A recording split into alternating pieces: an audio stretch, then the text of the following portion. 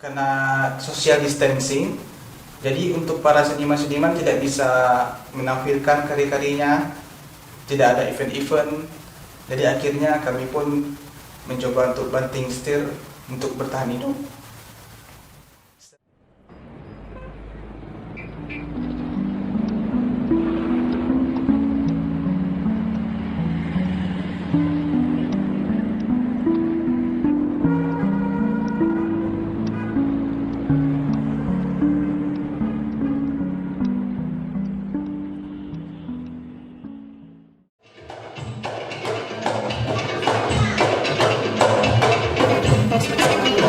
Sendiri memiliki keunikan tersendiri di setiap momen dan kesempatan.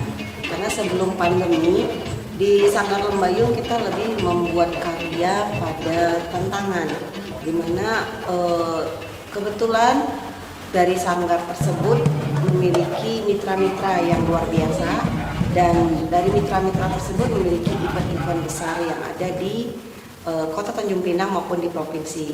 Jadi dari Sanggar Lembayung, penampilan-penampilan yang ada itu banyak mengikuti kegiatan-kegiatan kalender pemerintah maupun juga kalender pribadi dari personal-personal pihak-pihak mitra kita.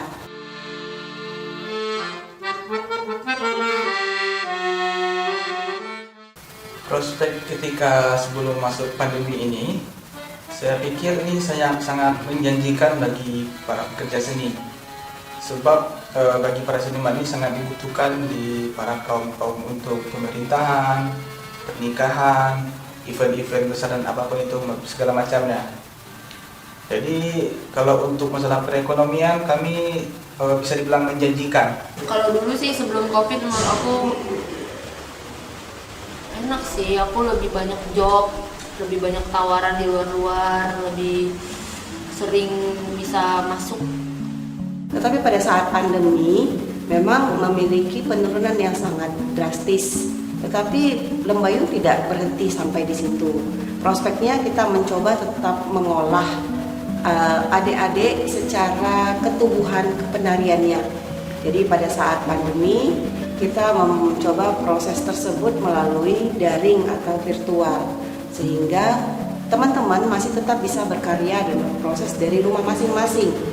Dan kita satukan, juga kita tumbuhkan karya baru dengan versi yang terbaru. Tetapi memang walaupun tidak efisien dan efektif seperti sebelum pandemi, prospek tersebut tetap ada, di mana kita bisa melihat peluang sekarang dunia sosial media itu sangat mendukung untuk teman-teman bisa mengeksplorasi karya dan kinerja masing-masing.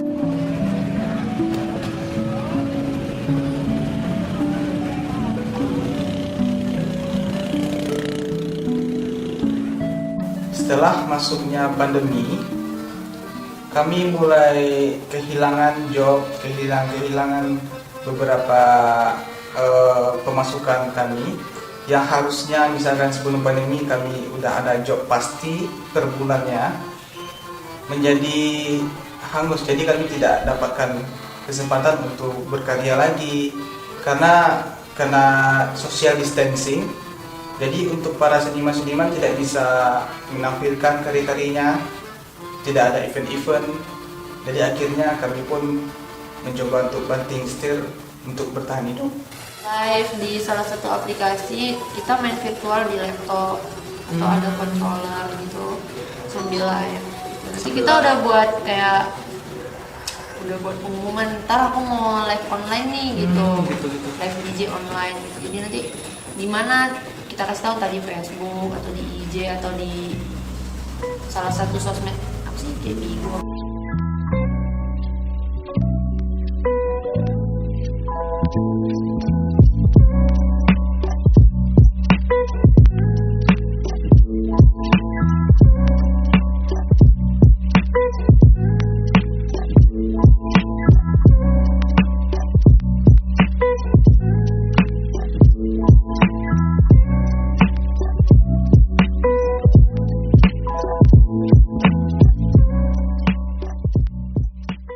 Setelah pandemi dengan masa new normal sekarang, Sanggar Lembayung memulai untuk proses bersamaan dengan new normal, dengan gaya proses yang baru, dengan mengurangi jam latihan tidak sepadat pada saat kita sebelum pandemi, tetapi jam latihan tersebut tetap kita lakukan seefektif mungkin.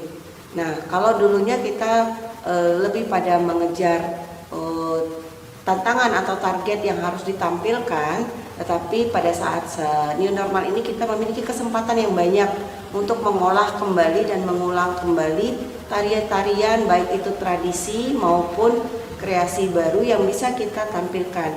Bahkan mengalir karya-karya baru dan ide-ide baru yang bisa dipertontonkan, baik itu secara live dengan protokol kesehatan maupun secara virtual. Jadi peluangnya juga memiliki peluangan yang khusus.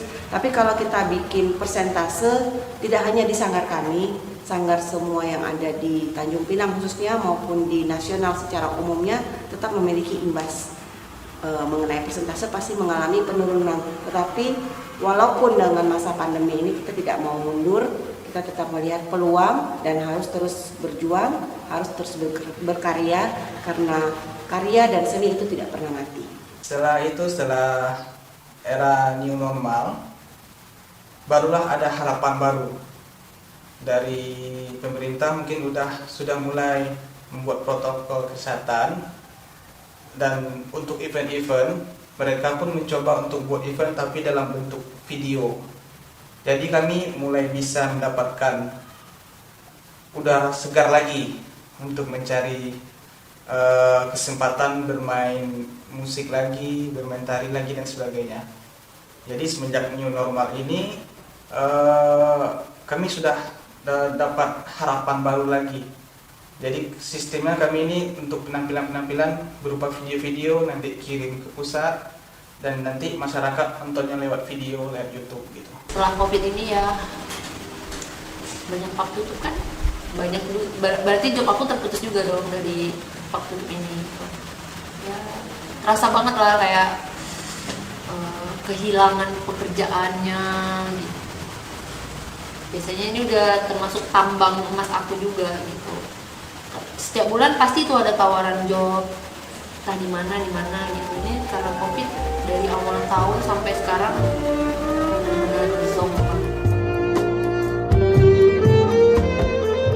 Apapun yang terjadi, selagi kita masih bisa berkarya, jangan lihat kita hanya melihat pada kalender ataupun target yang sudah ada, tapi bagaimana kita mencoba berkarya dengan hasil karya kita sendiri dan coba ciptakan karya itu dengan kekuatan kita bersama-sama secara mandiri. Pesan saya sih, walaupun sekarang ini lagi masa pandemi,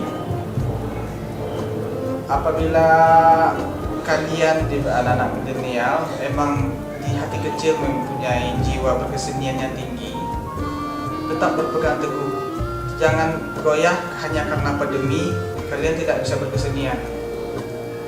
Tidak ada yang bisa menghentikan kalian untuk berkesenian, karena berbagai cara bisa kita lakukan untuk berkesenian.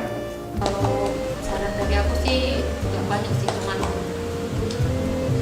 lebih harus pandai kayak jaga image aja sih, jangan terlalu kelihatan gampang banget. Karena kan itu impact gitu, kita kan gelap banget, kita nggak tahu nih. Kalau anak-anak cowok, kalau nggak dia ganggu orang, ya pasti itu ya. Kalau anak cowok kebanyakan dia yang ganggu orang gitu ya. Kalau yang cewek tuh lebih ke jaga diri aja.